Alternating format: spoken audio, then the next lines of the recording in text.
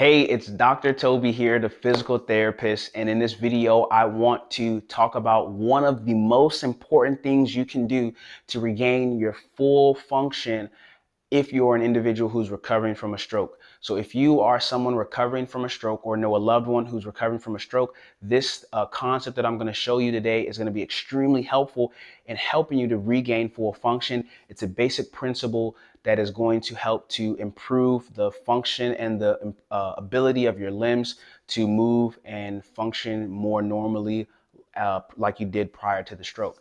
All right, by the way, if you are new to our channel, here at the Rehab Mobile channel, we help people to stay healthy, pain-free, fit, and mobile. So our goal is to help you transform your health and your fitness so that you can get the life and the body that you've wanted for a long time. And if that's something that you're interested in, subscribe to our channel and hit the bell notification to stay up to date on all the different types of videos that we're releasing.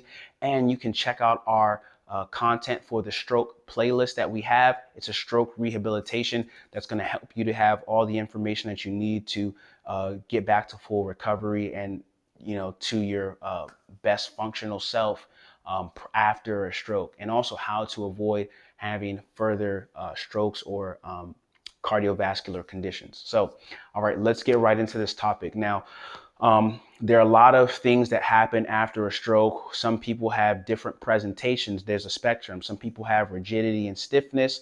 They have tightness. They have tone, meaning they can't really voluntarily move their muscles. They have synergy patterns where muscles are grouped together and they can't move one set of muscles without moving the other. There's so many different presentations for stroke. Some people have flaccid limbs, meaning their limbs can't move at all. They can't get any movement from that limb, and you actually have to have someone else move that part of your body for you. There's a wide variety of presentation in terms of how people recover from their stroke. But the truth is, there's also a handful of things that are going to be done in all of those categories to help restore full function. And one of those things that we're going to talk about is weight bearing. All right. So say weight bearing. Weight bearing is a very, very, very important concept for re-stimulation of your joints, muscles, and of your neurological system. So without going too deep, we know that the stroke affects your brain, and your brain is the control center that's responsible for voluntary movement. I can move my fingers like this and move my wrist like that without moving my elbow at the same time. I can move my shoulders up without moving my elbows or my wrist at the same time. Your brain is the part of your body that is controlling all of that. And so the functional movement, the control of those muscles becomes a little bit clouded or difficult after the stroke. But here, what I'm going to show you is how weight bearing can help with that and to improve restoration of function. Okay, so here's what we want to do. Weight bearing is simply what I'm doing right now. I'm standing on my feet and I'm bearing weight. Now, for somebody who has flaccid limbs, let's say that my right side is my affected side, okay? So if my right side is my affected side, I probably would not be able to stand like this on my own. For example, I've had so many patients who they are flaccid, their limbs have no movement, their muscles have no contraction at all. And when we're working with these individuals, in order to help them stand up, they can't stand on their own because their knees have absolutely no tone, no muscle strength, no muscle activation. And so their knees would just buckle and they would just fall down. And we have to literally block their knees to help them stand up. Now, the benefit of that, though, is that standing them up, even though they have no ability to stand fully on their own on 2 feet, is that the weight bearing, the weight through their leg and through their limb and the contact with the ground is sending stimulation through their entire nervous system back up to their brain to help re-stimulate the part of their body that does not move or function. Okay. Now, this is also the same for their upper extremity. Again, let's assume that my right side has zero movement, zero function at all. I can't voluntarily move it like I move my right side, my left side. One of the things that we would do in therapy is taking that right arm and putting pressure through it, putting it down on that surface and putting some pressure through it to help bring stimulation. Now, if this was a scenario where I was working with an individual. I'm going to make sure that their elbow stays straight. I'm going to provide that support there because they wouldn't be able to do that on their own. I'm going to put one point of contact here at their hand and at their elbow, and I'm going to make sure that they're not leaning over and hurting their shoulder. I'm going to make sure that they're leaning to their unaffected side, but I'm going to push some pressure and some weight through that hand. This can also be helpful even if we just put something in their hand and we have them grip it, and we help their hand to grip that whatever we put in their hand. Because again, that pressure is re-stimulating their nervous system and helping to restore function. So uh, again, you might be at a place where you have a flaccid limb or hypotonic, meaning there's really no voluntary movement. It's almost like a dead body part, uh, as some people might call it or might refer to it. And you kind of have to lift it up on your own. And if you lift it, it just falls down. This is going to be one of the exercises and activities that's helpful. Put some weight through that limb, put some pressure through it to help re-stimulate it. Same concept can be applied if I'm sitting down, right? Again, assuming that my right side is the affected side, having someone put pressure through your leg, putting that pressure down through that foot can be really, really helpful again for that re-stimulation. So pushing that foot down, putting some pressure through it.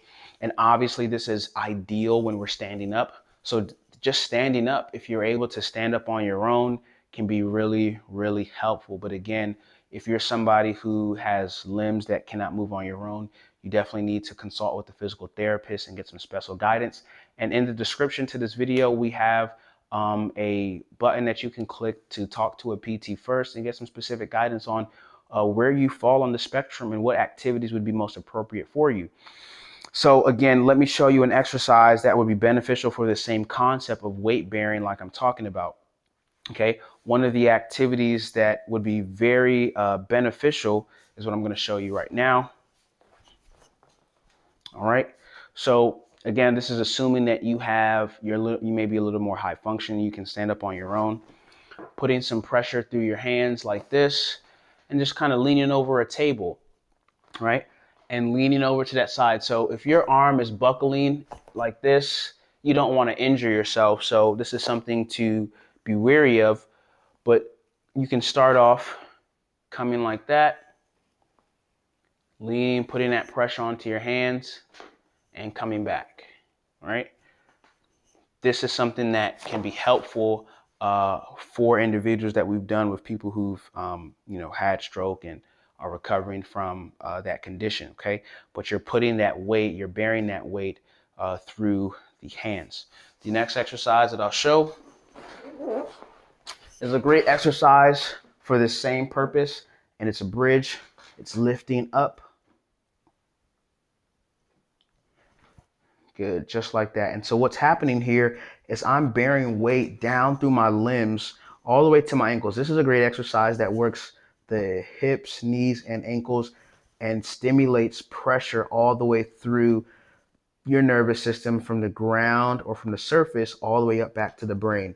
And this is a great exercise. Now, everything I'm showing here is for educational purposes, and really to get some prescriptive or specific guidance, you really want to talk to a physical therapist that would be able to understand your situation, ask you some pertinent questions, and give you guidance on that matter. So none of these exercises by any means are prescriptive for your particular condition, because with a stroke there's so many wide ranges of how people currently are in their recovery process.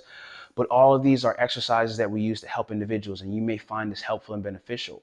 If you don't, and you're not in a position to do these exercises safely, that's not a problem. The best thing that you can do is talk to a PT first and get some guidance on exactly where you're at, what exactly your deficits really are, and how to address them in the most effective and efficient way. Because getting early recovery and rehab is going to be ideal for recovering the most and the best amount of function possible. So hopefully you found this video helpful.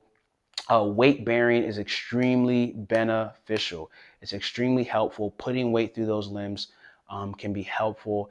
And this is a way to re-stimulate your nervous system and regain function and improve function, even if you've already made a certain level of progress. So if you found this video helpful, leave a comment and let us know what you found most helpful about it. Like this video and share it with a loved one or someone who you think it might be beneficial to.